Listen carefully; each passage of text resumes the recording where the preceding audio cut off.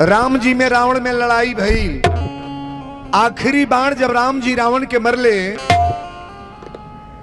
आ रावण जब पृथ्वी पर गिरल बा तो रावण भगवान से प्रश्न कैले कि हे दीनानाथ परमात्मा, अब तो हमारा प्राण इस लंका से जा रहा है, लेकिन एक निवेदन आपसे हमारा है।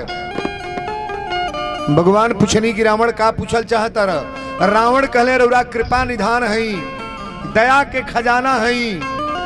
हमार बेटा मर गई, भाई मर गई, पूरा खानदान सब मर गई। आखिरी बाण हमके मार के रउरा जाता नहीं, अब तो हम मर जाता नहीं। लेकिन एक बात बताई, पूरी रामायण में जो रउरा चाहले बानी वो काम भइल बा कि हमार चाहल।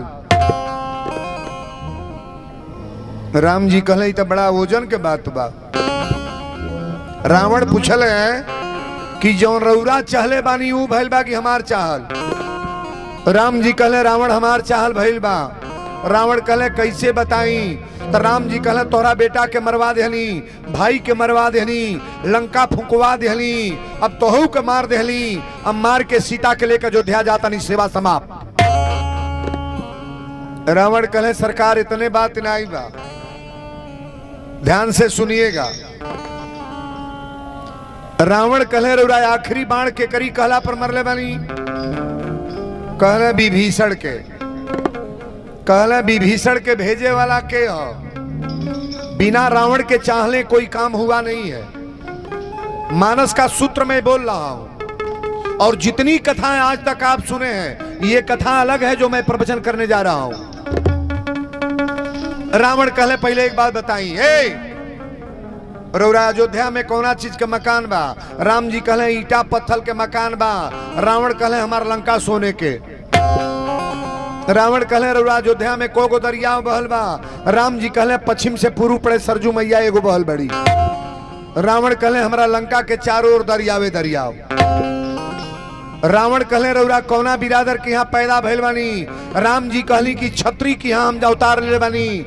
रावण कहले हमार खानदान भी ऊंचा बा, ब्रह्मा के पुत्र पुलस्त मुनि, पुलस्त मुनि के पुत्र विशेषरवा, आ विशेषरवा के पुत्र कुंभकर्ण विभीषण रावण। रावण कहले एक बात और ही बताई, रउरा के करी कहला पर बाण मरले बनी? राम जी कहले तोहार भाई बतौले हो। कितने बाण मार भइल राम जी, रावण गिरत ना रहे। रावण जानत रहे जबले विभीषण के लात मार के हटाई ना तबले राम जी के लग जाई ना, आ जाई ना जबले भेद ना दी तबले राम जी के मारे के क्षमता ना बा।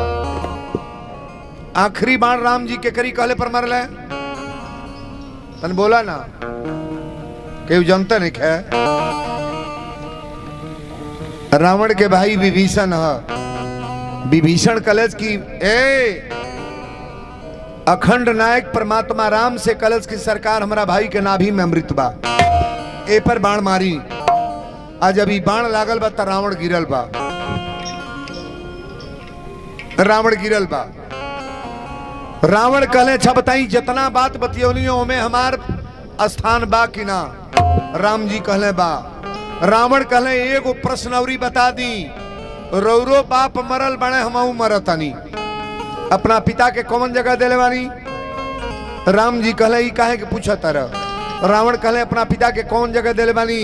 राम जी कहले कि सूरधाम भेजले बानी। जटायु जब मरा है तो भी सूरधाम में गया है। जटायु के गोद में लेके जब भगवान रोए लगले, जटायु भगवान से कहले कि भगवान हम जाता नहीं रउरा पिताजी से बता दे कि सीता के रावण लेके चल गल बा।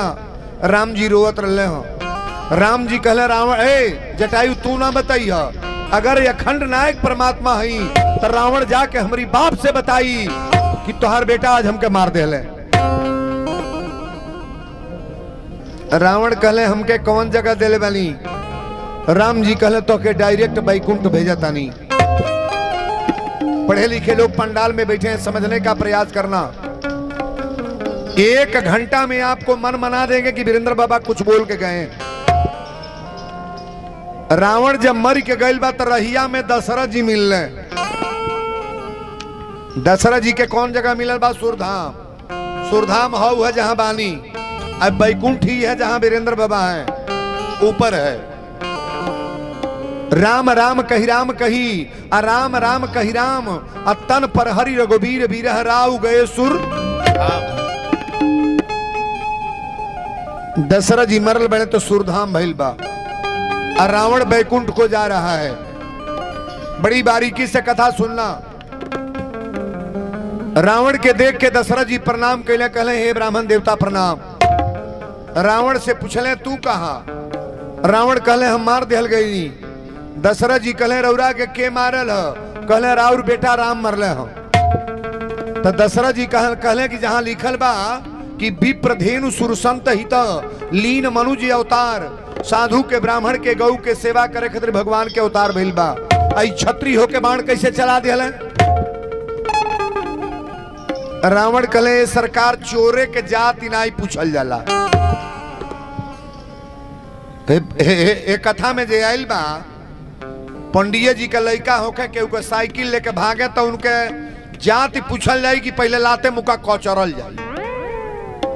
बोलो चोरे की जात पूछाला? चोर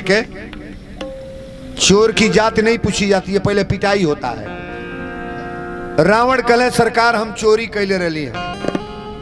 दशरथ जी कहले कहाँ चोरौले रह? तो सीता मैया के चोरा के लंका में ले आई लली, यही कारण राउर बेटा मरले हैं। दशरथ जी पूछले कि तक कहाँ जाता रह? रावण कहले सरकार हमार तो बैकुंठ भइल बा, हम बैकुंठ जाता रही। दशरथ जी के अब चिंता हो गई, कहले बाप रे बाप, जहां लिखल बा कि जा सुनाम सुमिरत एक बारा और उतर ही नर भव सिंधु अपारा, परमात्मा का नाम जो एक बेर लेता है उसका बैकुंठ होता है। हम एक बेर 6 बेर राम राम कहले बनी। दशरथ जी को बेर राम राम कहले 6 बार गनिएगा। राम राम कही राम राम कही राम आ तन पर हरि रघुबीर बीरह राव गए सुर। 6 बेर राम राम। रावण कहले 6 बेर राम राम कहली तो राम के का मनली? दशरथ जी कहले राम के बेटा मान के राम राम कहली। रावण कहले सेवा समाप्त। पुत्र के वियोग में मरने वाले व्यक्ति का कभी बैकुंठ नहीं होता है, धन के वियोग में मरने वाले व्यक्ति का बैकुंठ नहीं होता है, सोना चांदी खजाना के वियोग में मरने वाले व्यक्ति का बैकुंठ नहीं होता है। बैकुंठ तो उसको होता है महाराज जो भगवान के वियोग में मर जाए। रावण के करे वियोग में मरल बा? नहीं बोलो। रावण परमात्मा के वियोग में मरा है। अच्छा रावण के जानकारी ना रहे कि भगवान हम खर दूसर के जहिया बद भइल तहिया रावण अपनी मुंह से कहले बा खर दूषण मोशन बलवंता आ तिनका ही मारे ही बीनु भग। बिना परमात्मा को मेरे भाई को कोई मारने वाला है नहीं। बोलो सच्चे दरबार की जय। जब रावण बतौले बा तो दशरथ जी राम की लग गई बना लंका में। यहां जितने लोग बैठे हैं गौर करिएगा, मैं चौपाई बोलने जा रहा हूं। मर गईला के बाद जब रावण बता दिले बा तो दशरथ जी लंका में गए हैं किसके पास? राम जी के पास। राम जी के लग गईले तो दशरथ जी रोवते गईल बड़े।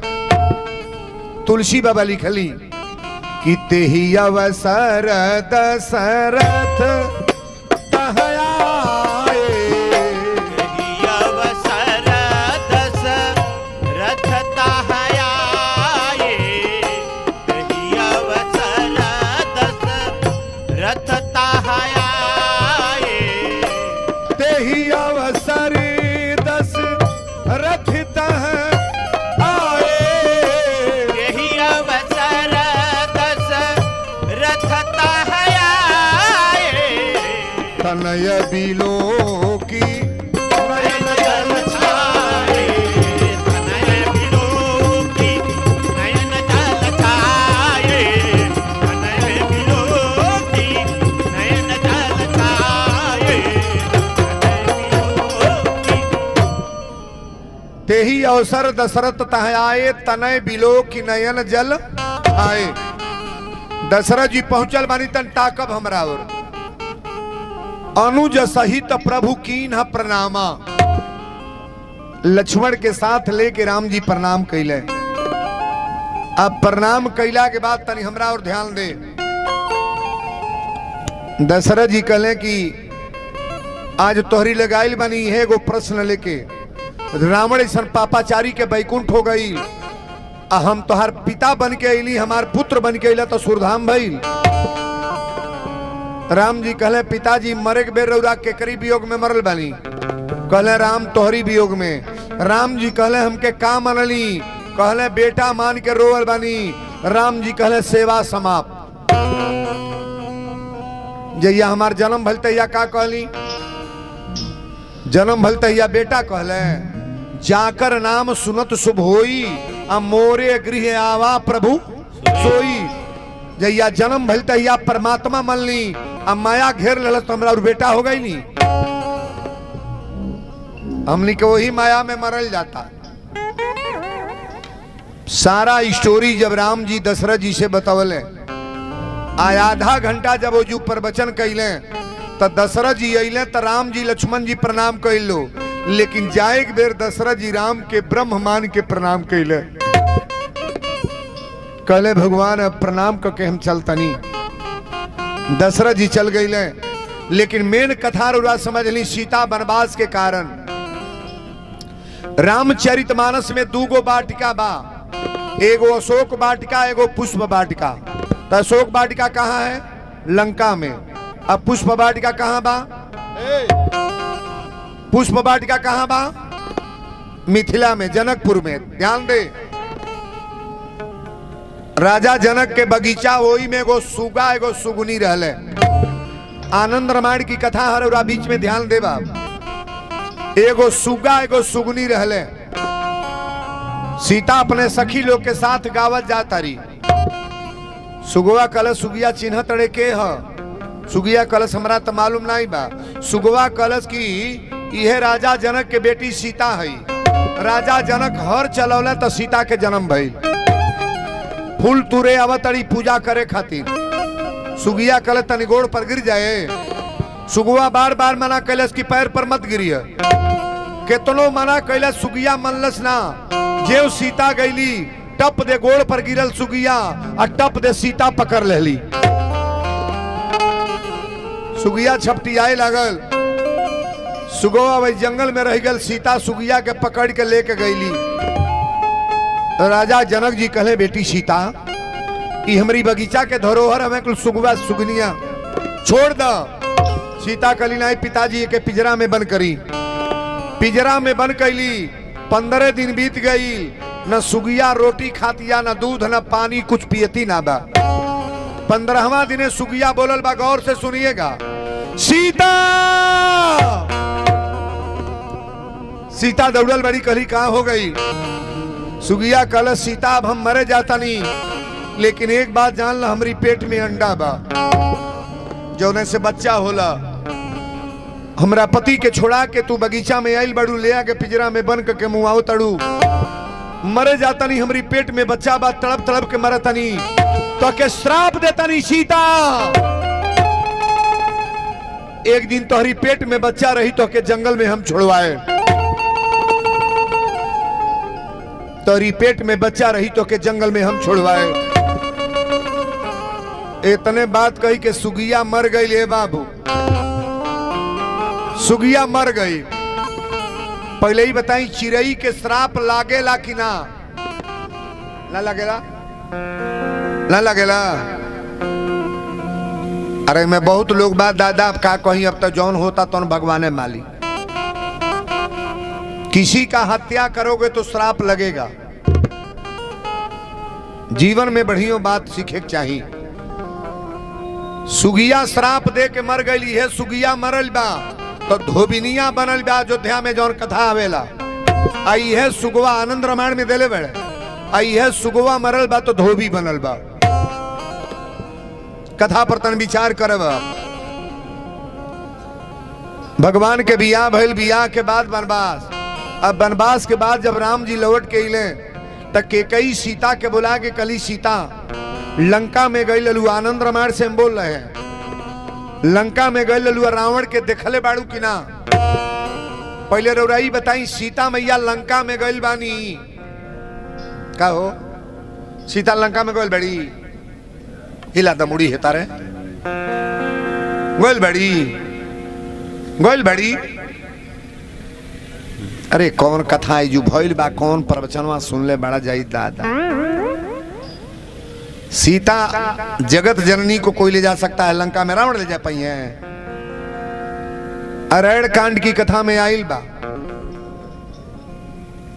जब खरदूषण के बध हो गल तो राम जी सीता से कहले, सुनहु प्रिया बर तुरचुर सुशीला, मैं कछु करब ललित नर लीला, तुम पावक मह करऊ निवासा, अजय लगी करऊ निशाचर नासा। असली सीता के अग्नि में प्रवेश करा देले, सीता के छाया गइल बा ना। के कई कली लंका गइल ललू, सीता कली हाँ माता जी लंका तक गइल बानी।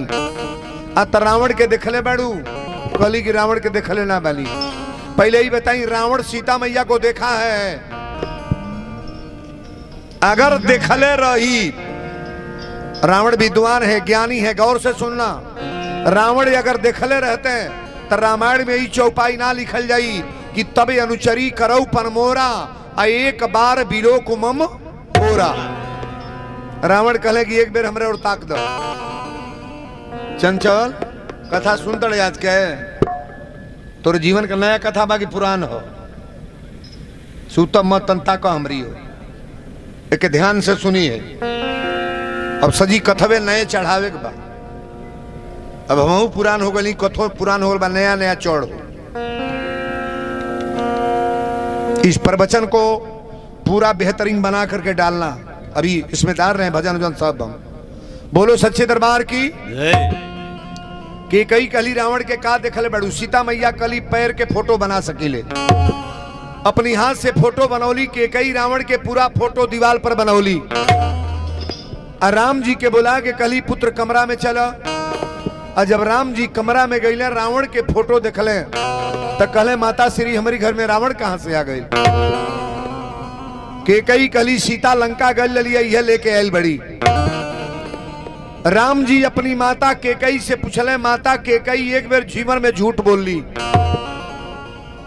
और राम जी अपना महतारी के एक बार श्राप दिले बड़े का।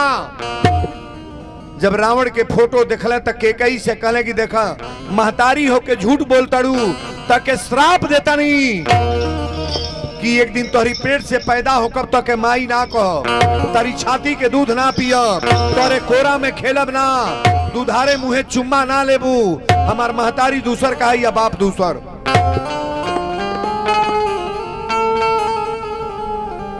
केकई जब मरल बड़ी तो द्वापर में का बनल बड़ी? कौने महतारी के दूध नहीं पियल के? अरे भदौआ में मनावे जा होता था।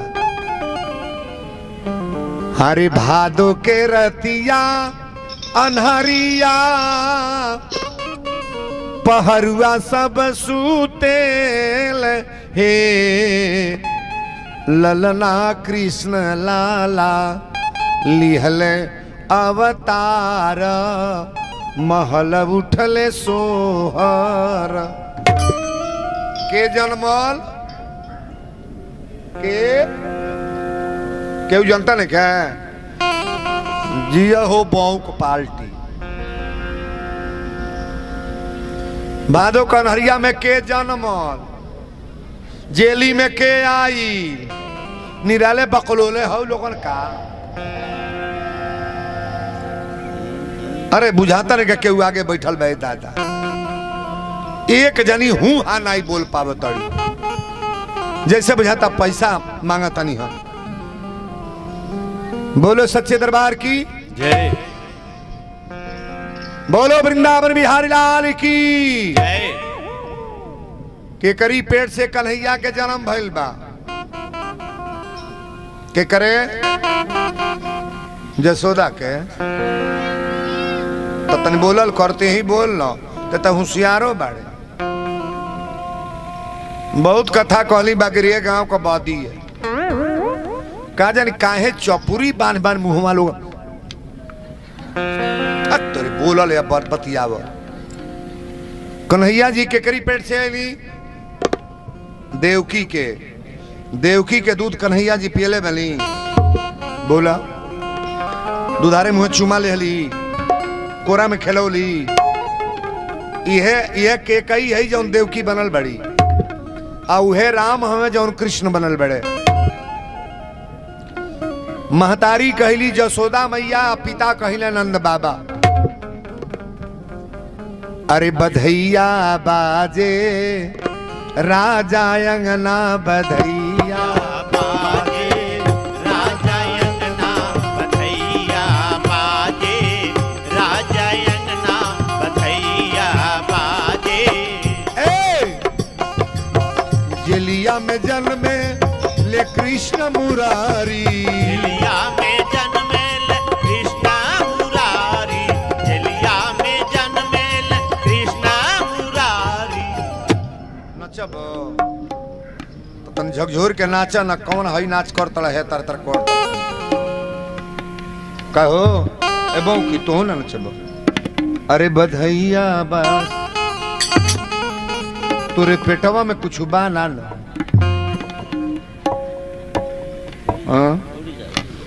बिना मन के जब नहीं नाचे कहल जाए तो कूदे लागी वही में। अरे बधैया बाजे राजा अंगना, बधैया बाजे राजा अंगना, बधैया बाजे राजा अंगना, बधैया बाजे। कान्हा जी देखा वासुदेव जी उठवले, कान्हा के देखा वासुदेव जी उठवले, कान्हा के देखा वासुदेव जी उठवले। मथुरा से देखा गोकुल गईले, मथुरा से देखा गोकुल गईले, मथुरा से देखा गोकुल गईले। बधैया बाजे राजा अंगना, बधैया बाजे राजा अंगना, बधैया बाजे राजा अंगना, बधैया बाजे। बधैया बाजे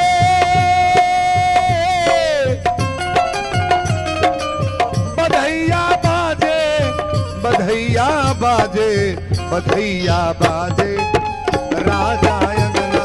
बधैया बाजे राजा अंगना, बधैया बाजे राजा अंगना, बधैया बाजे। बोलो वृंदावन बिहारी लाल की। जय। बैठा अबे सोहर होई तब आई तनी लाइन बिचवा में बा। देवकी जब मरल बड़ी त केकर जन्म मिलल बा, के कई जहिया मुअली ओकरे बाद का बनल बड़ी द्वापर में देवकी। कन्हैया के माई के नाम देवकी। देवकी के दूध कन्हैया जी पियले ना बड़े। हमरा राम जी के श्राप है, कहले तोहरा छाती के दूध ना पियब, तोहरे कोरा में ना खेले, तू दुधारे मुहे चुम्मा ना लेबू ताके माई ना कहे। अब देखी कथा है जो बदले जाता। सुगिया के सीता जी मुअली, आई राम जी के श्राप। धोबिनिया जौन सुगिया मरल बा उहे धोबिनी बनल बा। अपना नैहर जात रहे, बियाह पड़ल है। राती के आंधी पानी आगल, मलाह कलश की नदी के ऊपर ना जाए। रात भर मलाहे के झोपड़ी में रहल। आ जब सांझी के गईली सुबेरे घरे तो डंटा लेके धोबिया उठल 50 डंटा। कलश की हम राम जी नहीं है, सीता के रावण ले गए, फिर ले आके चोरा के बैठौले बड़े। अभी बात बड़ा कड़ेर हो गई। धोबिनिया आयल राम जी के कक्ष में, भगवान की यहाँ न्याय मांगे। भगवान सुतल हली, शयन कक्ष में सुतल हली। चौकीदार कहले कि ई धोबिनिया औरत आयल यहाँ न्याय मांगे। कहले का भाई, पता लगावे के भेजले तो राम जी स्वतः गईले। आ देखा तने कि धोबिया अपनी मेहरारू का मारता। आई कहता कि राम जी नहीं है, सीता के रावण ले गल, फिर ले आके बैठौले बड़े। राम जी लक्ष्मण के बुलौले और लक्ष्मण के बुला के कहले लक्ष्मण।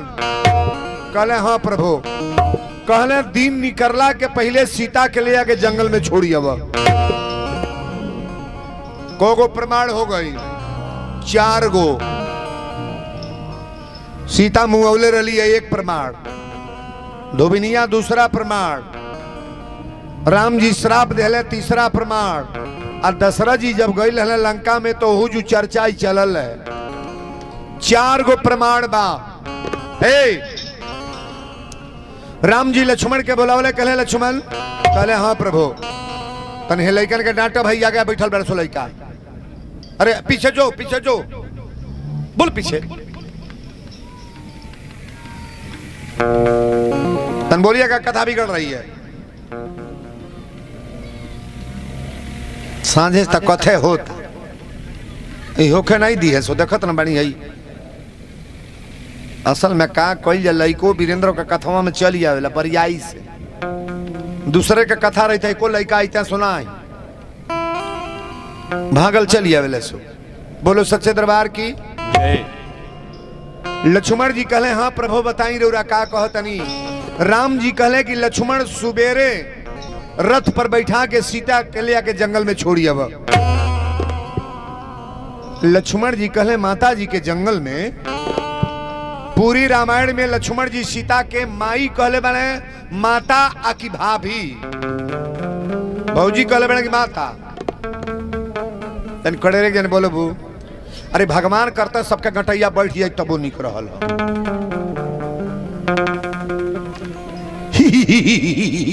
कैले बाड़ू लोग।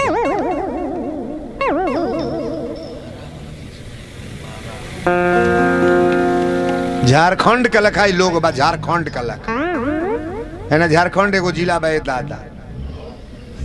बिहार में जब जाई ले यही तरह वो कुल बैठिया छो।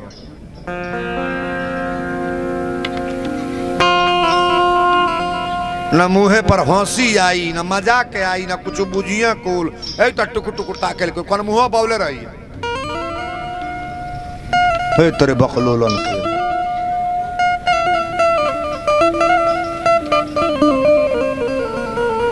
अरे जहां हो नहीं वाला बात बाबूजी बोलने में कौन लाज बा। अकेले हम बरबा कहीं केहू कथा बाचक अकेले बोल पाई। बिछौना पर कोनो कथा तो आर मर्द कहे लागे। अहुकारी पार्क तो बिना अहुकारी के कोई लिए हाँ है तर कथा होला। और नहीं तो ही कोयले बड़ लोग।